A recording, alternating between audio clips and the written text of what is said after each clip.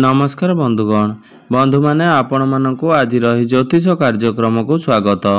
आजिर ए कार्यक्रमटी तुला राशि व्यक्ति विशेष मानक पई बहुत गुरुत्वपूर्ण अटे, बहुत ही खास अटे। आजिर ए वीडियो रे आमे माने जानिबा एही 2025 मसिया रे शनि देव राशि परिवर्तन करिबाकू जाउचंती एवं शनि देव कुंभ राशि रु मीन राशि को गोचर करिबाकू जाउचंती। एहार केउं भली प्रभाव आपण मानक उपरे पड़िबाकू जाउअछि। शनिंकर एही गोचर फल रे आपनक जीवन रे केउं सबु परिवर्तन हेबा पई जाउछि से विषय रे आजिर ए वीडियो रे आमे माने आलोचना करिबा। शनिंकर एही चलन फल रे 12टी जांक राशि रो उपरे किछि ना किछि प्रभाव पड़िबो। तेबे बंधु माने आजिर ए वीडियो रे तुला राशि रो व्यक्ति विशेष मानक उपरे शनिंकर एही चलन किभली प्रभाव पड़िबो एवं शनिंकर एही गोचर फल रे आपनक जीवन रे केउं सब बड़ परिवर्तन हेउछि से विषय रे आजिर ए वीडियो रे विस्तार भाव रे आलोचना करिबा। आसंता 29 मार्च 2025 रे शनिदेव कुंभ राशि रु मीन राशि को गोचर करिवे। तेबे बंधु माने ज्योतिष शास्त्र अनुसार शनिदेव कोनोसी गोटिए राशि रे सबुठारु अधिक दिन पर्यंत रही थांती, कारण शनिदेव गोटिए राशि रे 2.5 वर्ष पर्यंत रही थांती। शनि हेउचंती कर्म फलदाता एवं न्यायर देवता। से आपनकु आपनक कर्मर आधार रे ही फल प्रदान करिथांती। जेउ व्यक्ति सत् पथरे चली थांती बा भल कार्य करिथांती बा उचित मार्ग रे जाई थांती एवं सर्वदा न्यायर रास्ता रे चली थांती से व्यक्ति को शनिदेव शुभ फल प्रदान करिथांती। जो व्यक्ति विशेष माने जीवन रे बहुत खराब कार्य करिथांती बा अन्याय अनीति करिथांती बा अन्य मानकु कष्ट देइथांती सेही व्यक्ति विशेष मानकु शनिदेव तांको कर्म आधार रे ही फल प्रदान करिथांती। तेबे बंधु माने आपण मानकर जदि तुला राशि होई थाए तेबे वीडियोटी को स्किप न करी थरे मात्र शेष पर्यंत निश्चिंत देखंतु। जदि वीडियो को आपण माने गोटे लाइक करी चैनल टी को सब्सक्राइब कर दियंतु। आपण माने जदि ईश्वर को सच्चा हृदय रे भक्ति करुथांती विश्वास करुथांती तेबे भक्ति एवं श्रद्धार सहित कमेंट बॉक्स रे जय श्री शनिदेव अवश्य लिखि दियंतु। तेबे बंधु माने आसंतु आरंभ करिबा आज रही कार्यक्रम जहाँकि चंद्र राशि उपरे आधारित अटे। तेबे बंधु माने आपनकर जन्म कुंडल रे जदि शनिदेव उच्च स्थिति रे थांती तो आपण माने जानि नेबा उचित जे पूर्व जन्म रे आपण बहुत भल कर्म करिथिले। जदि आपनकर कुंडली रे शनि नीचस्थ थांती बा कमजोर स्थिति रे थांती एहार अर्थ हेउची आपण पूर्व जन्म रे किछि खराब कार्य करिसंती जहार फल ए जन्म रे भोग करिबा पई पड़िबो। कारण जेउ व्यक्ति विशेष मानकर कुंडली रे शनिदेव उच्च स्थिति रे थांती सेमानक पई शनि दशा जेपरिकी शनि 7.5 हो किंबा शनि 2.5 हेउ ताहा वरदान सदृश्य साब्यस्त होइथाए। एही शनि 7.5 किंबा शनि 2.5 मध्यरे व्यक्ति रंकरु राजा मध्य बनी जाई थाए। जदि से व्यक्ति विशेषंकर कुंडली रे शनिदेव उच्चस्थ थांती बा मजबूत थांती तो आपणकर पूर्व जन्मर कर्म आकार रे ही शनिंकर स्थिति रही थाए एवं आपण एही जन्म रे जेउ कार्य करिवे सेही कार्य आधार रे ही शनि आपणको पर जन्म रे सेही फल प्रदान करिवे। सेथि पई आपण सर्वदा उचित मार्ग रे बा सत् कार्य करंतु तो आपण शनि दशा को डरिवार कोनोसी आवश्यकता नाही। कारण एही शनि दशा चलुथिबा समय रे आपण रंकरु राजा मध्य बनि जाई पारंती। तो वर्तमान शनिदेव मूल त्रिकोण राशि तथा कुंभ राशि रे विराजमान अछंती। तो 29 मार्च को शनिदेव मीन राशि रे प्रवेश करिवे जहाँकि देवगुरु बृहस्पतिंकर राशि अटे।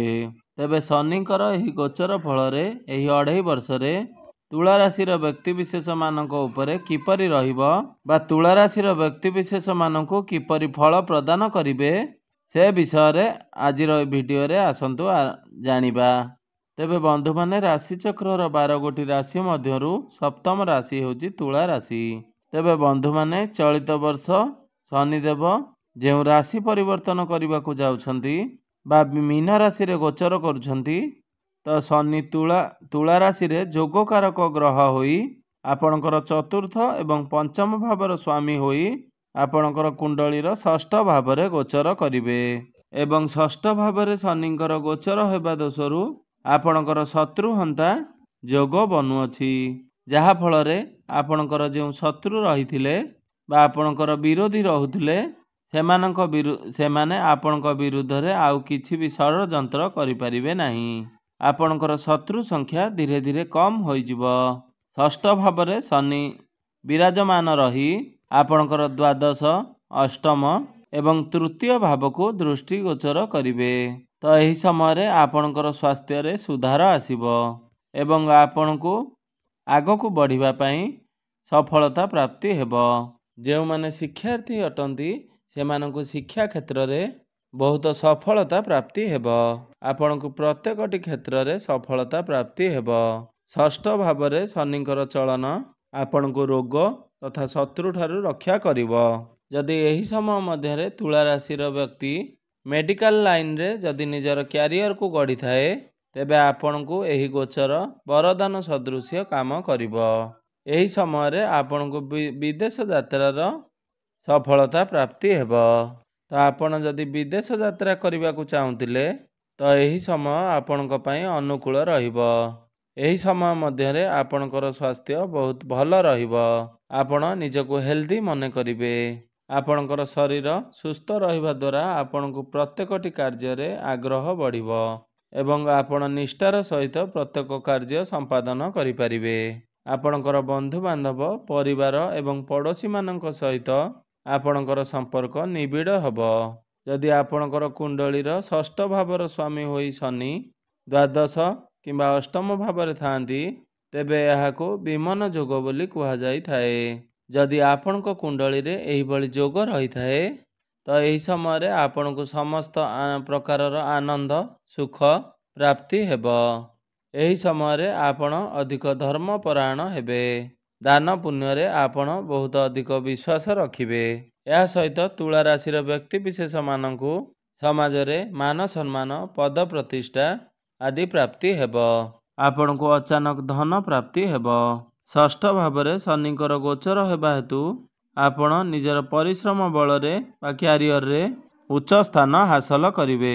ତେବେ ବନ୍ଧୁମାନେ, କୁଣ୍ଡଳୀର ଷଷ୍ଠ ଭାବଟି ହୋଇଥାଏ ରୋଗ, ଋଣ ଏବଂ ଶତ୍ରୁର ଭାବ। ତ ଏହି ଭାବରେ ଶନିଙ୍କର ଗୋଚର ହେବା ହେତୁ ରୋଗ, ଋଣ ଏବଂ ଶତ୍ରୁର ଭୟ ଦୂର ହୋଇଯାଇଥାଏ। ତ ଏହି ଭାବ ସହିତ ସମସ୍ତ ସମସ୍ୟା ଗୁଡ଼ିକ ଦୂର ହୋଇଯାଇଥାଏ। ଶନିଙ୍କର ଏହି ଗୋଚର ଫଳରେ ଆପଣ ପରିଶ୍ରମ କରି ଆପଣ ପ୍ରତ୍ୟେକଟି କ୍ଷେତ୍ରରେ ସଫଳତା ଲାଭ କରିବେ। ନିଜର ପରିଶ୍ରମ ବଳରେ ଆପଣ ବଡ଼ରୁ ବଡ଼ ପରୀକ୍ଷାମାନ ଉତ୍ତୀର୍ଣ୍ଣ ହୋଇପାରିବେ ଏବଂ ନିଜ କ୍ୟାରିୟରରେ ମଧ୍ୟ ସଫଳତା ପାଇପାରିବେ।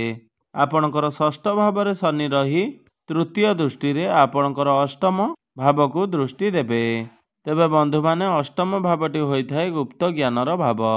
ତ ଯେଉଁମାନେ ରିସର୍ଚ୍ଚ ଫିଲ୍ଡରେ ଅଛନ୍ତି କିମ୍ବା ଜ୍ୟୋତିଷ କିମ୍ବା କୌଣସି ଗୁପ୍ତ ଜ୍ଞାନ ଅଧ୍ୟୟନ କରିବା ପାଇଁ ଚାହୁଁଛନ୍ତି ସେମାନଙ୍କ ପାଇଁ ସମୟ ବହୁତ ଭଲ ରହିବ ଏବଂ ଏହିସବୁ ବିଦ୍ୟା ପ୍ରତି ଆପଣଙ୍କର ଆଗ୍ରହ ବଢ଼ିବ।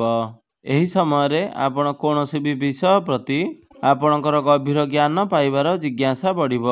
ଆପଣଙ୍କୁ ଅଚାନକ ଧନ ମଧ୍ୟ ପ୍ରାପ୍ତି ହୋଇପାରେ। ଆପଣଙ୍କୁ ବିଦେଶ ଯାତ୍ରାର ସୁଖ ପ୍ରାପ୍ତି ହେବ। ହଠାତ୍ ଆପଣଙ୍କର କ୍ୟାରିୟରରେ ପରିବର୍ତ୍ତନ ହୋଇପାରେ। ଷଷ୍ଠ ଭାବରେ ଶନି ରହି ସପ୍ତମ ଦୃଷ୍ଟିରେ ଆପଣଙ୍କର ଦ୍ୱାଦଶ ଭାବକୁ ଦୃଷ୍ଟି ଦେବେ, ଯାହାଫଳରେ ଆପଣ ବିଦେଶ ଯାତ୍ରା କରିପାରନ୍ତି କିମ୍ବା ଆପଣ ଦୂରକୁ ଯାତ୍ରା କରିପାରନ୍ତି। ଏହି ସମୟରେ ଆପଣ ଭାବିଚିନ୍ତି ଖର୍ଚ୍ଚ କରନ୍ତୁ। ପ୍ରତ୍ୟେକଟି କ୍ଷେତ୍ରରେ ଆପଣଙ୍କର ଆୟ ହେବ। ଷଷ୍ଠ ଭାବରେ ଶନି ରହି ଆପଣଙ୍କର କୁଣ୍ଡଳୀର ତୃତୀୟ ଭାବକୁ ଦଶମ ଦୃଷ୍ଟିରେ ଦେଖିବେ, ଯାହାଫଳରେ ଆପଣ ପରିଶ୍ରମ କରି ଧନ ଉପାର୍ଜନ କରିପାରିବେ। କାର୍ଯ୍ୟକ୍ଷେତ୍ରରେ ଆପଣ କାର୍ଯ୍ୟ କରିବାର ଶୈଳୀ ଦ୍ୱାରା ଆପଣ ପ୍ରଶଂସାର ପ୍ରାପ୍ତ ହେବେ। ଏହି ସମୟରେ ଆପଣଙ୍କୁ ଭୂମି ଏବଂ ବାହନ ସୁଖ ମଧ୍ୟ ପ୍ରାପ୍ତ ହେବ। ତ ଆପଣ ଯଦି ଦୀର୍ଘ ଦିନରୁ ଗୃହ ନିର୍ମାଣ ପାଇଁ ମନସ୍କାମନା ରଖିଥିଲେ କିମ୍ବା କୌଣସି ଯାନବାହନ କିଣାକିଣି କରିବାକୁ ଚାହୁଁଥିଲେ ତ ଏହି ସମୟରେ ଆପଣଙ୍କର ସେ ଇଚ୍ଛା ନିଶ୍ଚିନ୍ତ ପୂରଣ ହେବ। ତେବେ ଶନିଙ୍କର ଏହି ଗୋଚର ଆପଣଙ୍କୁ ଅନେକ କ୍ଷେତ୍ରରେ ସଫଳତା ଦେବା ସହିତ କିଛି କ୍ଷେତ୍ରରେ ଆପଣଙ୍କୁ ନକାରାତ୍ମକ ଫଳ ମଧ୍ୟ ପ୍ରଦାନ କରିବ। ବେଳେବେଳେ ଋଣ ନ ଶୁଝିପାରିବା କାରଣରୁ ଆପଣଙ୍କୁ ଦୁଃଖ ମିଳିପାରେ। ସେଥିପାଇଁ ଆପଣ ଏହି ସମୟରେ ଋଣଠାରୁ ଯେତେ ଦୂରେଇ ରହିବେ ଆପଣଙ୍କ ପାଇଁ ସେତେ ଭଲ ହେବ। ତ ଯଦି ଆପଣ ଋଣ ନେଉଛନ୍ତି ଆପଣ ଭାବି ଚିନ୍ତି ବୁଝି ବିଚାରି ଋଣ ନେବା ଉଚିତ। ତ ଏହି ସମୟରେ ଆପଣଙ୍କର କୋର୍ଟ କଚେରୀ ମାମଲା ମଧ୍ୟ ଦେଖାଦେଇପାରେ। ଆପଣଙ୍କର ତଳି ପେଟରେ ଯନ୍ତ୍ରଣା ଅନୁଭବ ହୋଇପାରେ। ନିଜର କ୍ୟାରିୟରରେ ଅଧିକ ବ୍ୟସ୍ତ ରହିବା କାରଣରୁ ଆପଣ ପରିବାର ପାଇଁ ଅଧିକ ସମୟ ଦେଇପାରିବେ ନାହିଁ, ଯାହାଫଳରେ ଆପଣଙ୍କର ପରିବାରରେ ମନମନାନ୍ତର ଭଳି ସମସ୍ୟା ଦେଖାଦେଇପାରେ। ଛୋଟ ଭାଇ ଭଉଣୀଙ୍କ ସହିତ ସମ୍ପର୍କ ଠିକ୍ ରହିନପାରେ। ଏହା ସହିତ ଆପଣଙ୍କର ମାଙ୍କର ସ୍ୱାସ୍ଥ୍ୟରେ କିଛି ସମସ୍ୟା ଦେଖାଦେଇପାରେ। ତେବେ ଶନିଙ୍କର ଏହି ଗୋଚର ତୁଳା ରାଶିର ବ୍ୟକ୍ତିବିଶେଷମାନଙ୍କ ଉପରେ ଏହାର ପ୍ରଭାବ କମ୍ କରିବା ପାଇଁ ପ୍ରତ୍ୟେକ ଶନିବାର ଦିନ ଆପଣ ଶନି ମନ୍ଦିରକୁ ଯାଇ ଗୋଟିଏ ସୋରିଷ ତେଲର ଦୀପ ଜାଳନ୍ତୁ। ତେବେ ଦୀପ ଜାଳିବା ସମୟରେ କେବେ ବି ଶନିଙ୍କର ପ୍ରତିମା ସମ୍ମୁଖରେ ଆପଣ ସିଧା ଠିଆ ହେବେ ନାହିଁ, ଗୋଟିଏ ସାଇଡ଼ରେ ଠିଆ ହେବେ, ବାମ ପାଖରେ ହେଉ କିମ୍ବା ଡାହାଣ ପାଖରେ ହେଉ, କାରଣ ଶନିଙ୍କର ସିଧା ଦୃଷ୍ଟି ଆପଣଙ୍କ ପାଇଁ ବହୁତ ହାନିକାରକ ହୋଇଥାଏ। ତ ଯେତେବେଳେ ଆପଣ ଶନି ମନ୍ଦିରକୁ ଯାଉଛନ୍ତି ଆପଣ ଗୋଟିଏ ସାଇଡ଼ରେ ଠିଆ ହୋଇ ଦର୍ଶନ କରନ୍ତୁ ଏବଂ ପ୍ରତ୍ୟେକ ଦିନ ହନୁମାନ ଚାଳିଶାର ପାଠ କରନ୍ତୁ। ଆପଣ କଳା କୁକୁର କିମ୍ବା କଳା ଗାଈକୁ କିଛି ନା କିଛି ଖାଦ୍ୟ ଖାଇବାକୁ ଦିଅନ୍ତୁ। ଗାଈକୁ ରୁଟି ଖାଇବା ପାଇଁ ଦିଅନ୍ତୁ। ଆପଣଙ୍କୁ ଶୁଭ ଫଳ ପ୍ରାପ୍ତି ହେବ। ଆପଣଙ୍କର ଅଶୁଭତ୍ୱ ଗୁଡ଼ିକ ଖଣ୍ଡନ ହୋଇ ଆପଣଙ୍କୁ ନିଶ୍ଚିନ୍ତ ଭାବରେ ଶୁଭ ଫଳ ପ୍ରାପ୍ତି ହେବ। ତେବେ ବନ୍ଧୁମାନେ ଆପଣଙ୍କର ଜୀବନ ମଙ୍ଗଳମୟ ହେଉ, ଏହା ହିଁ ଈଶ୍ୱରଙ୍କ ନିକଟରେ ମୋର ଏତିକି ପ୍ରାର୍ଥନା। ଧନ୍ୟବାଦ।